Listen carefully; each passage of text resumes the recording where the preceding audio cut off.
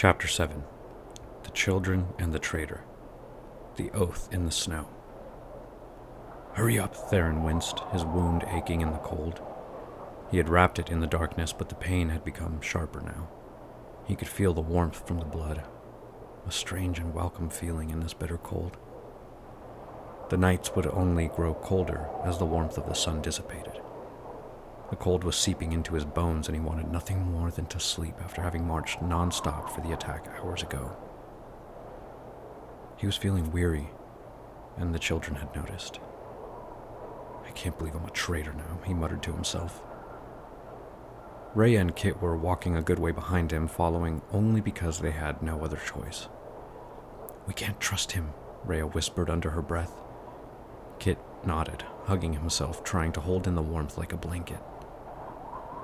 The snow had started to fall heavier, the wind now adding to its ferocity. Rhea could see it in Kit's face. He was cold, tired, hungry, scared. For all she knew, they were walking back to the Rain camp. She couldn't risk it. "I could be back in Rain by now," he said, heaving a heavy sigh. She leaned in close to Kit to whisper in his ear. Ahead of them, Theron was pushing branches out of their way, using his sword, wincing with each swing. "When I say, we need to run into the forest," she warned. Kit looked up at her with fear, but did not protest. He nodded slowly, gulping. She nodded towards the darkness. "When I say," she prepped him. He nodded again, following her gaze. "Keep moving," Theron barked at them. He was starting to slow down, stopping to catch his breath creating a fog in the darkness. Rhea waited until he stopped, leaning against a tree. He was weak. If they were fast enough, they might make it. She locked eyes with Kit.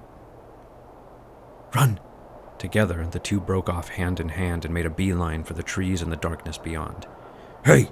Theron called after them, but he only saw them disappearing when it was too late. "You've got to be..." he sighed. He brought his hands together. He quickly chanted under his breath, his hands moving in intricate motions. A stone around his neck glowed. Theron blinked, and a moment later his eyes were glowing the same eerie glow as the Rainian man he had dispatched to save the children's lives. "Come back!" he yelled into the darkness. Rhea and Kit huffed, sinking into the snow with each step. Already Rhea was exhausted, but she knew they couldn't stop. Not until they were safe. Not until they were home. "Go, Kit, go!" She ushered him on, but Kit's smaller frame was already lagging behind. She could hear Theron calling out to them not too far behind. He was catching up. She grabbed Kit's hand and put her finger to her lips, urging him to be quiet. They crouched, and in a split decision, she leaned them both against a tree. She covered both of their mouths and tried to shrink against the trunk, praying he would pass them. In moments, Theron had caught up. His eyes scanned the ground. "I'm not trying to hurt you. Although I should," he winced at the stupidity. He knew he shouldn't have added that last part, but he was frustrated and confused. Theron knew there was no going back. "Please, I know what it seems like. I see the armor I wear. You must be scared. But something changed." He sighed in the darkness. He stopped moving, following the tracks to the trees with his eyes. "You're hundreds of miles from home. You're in the wilds at the most dangerous time of day. The long dark is no place for children." He waited for her response, but nothing came. Kit was looking at Rhea questioningly. She shook her head. "Our report said you were heading to Portis. I can take you there," Theron pleaded. Kit once again searched his sister's eyes for answers. She shook her head more furiously. Theron dropped to his knees in the snow. He could see them. The spell made it easy. But he didn't want to startle them. He needed to be smart. "The truth is, if I go back to my people, they will kill me. They're already sure to be following us. If you don't let me help you, we'll all die." Theron's voice trailed off. "Why are you helping us?" Kit called out. stepping out from the shadows. Theron's head lifted in his direction. You. I saw your memories. I saw your life. We were told you were possessed. We were told you were enemies. I was lied to. I can see that now. Theron stood and Kit stood his ground. You attacked us, Rhea finally gained the courage to step out of the shadows. I did, Theron conceded. How can we ever trust you? She asked, her anger rising. If you don't let me help you, my soldiers will find us. They will kill you without hesitation. They don't care that you are children. They see you as evil. He sighed and looked at his hands, which were stained with dried blood. I have done harm. I was raised as a weapon from the time I was younger than you are now. A tool for war.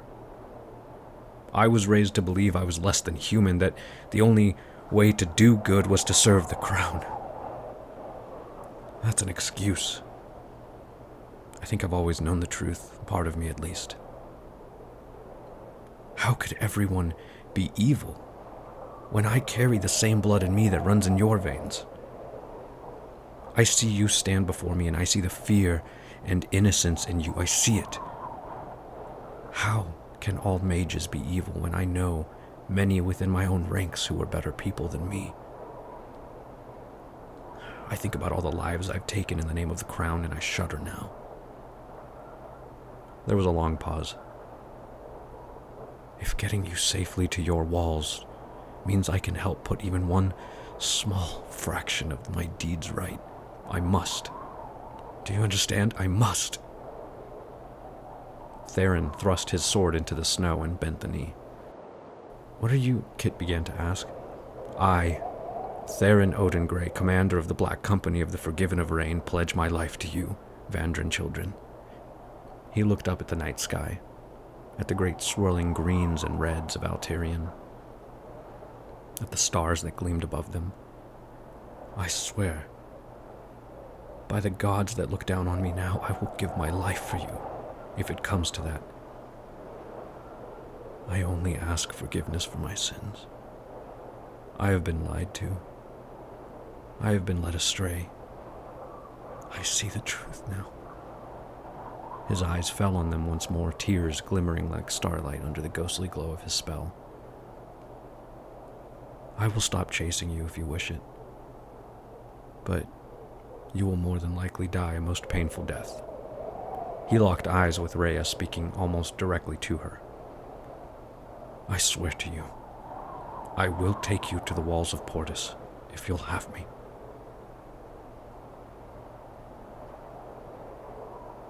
In the darkness, Rhea and Kit followed closely behind Theron, his sword hacked at the air, splitting branches that stood in their way. This way, he spoke softly. Before them was a large cave mouth. We need to rest.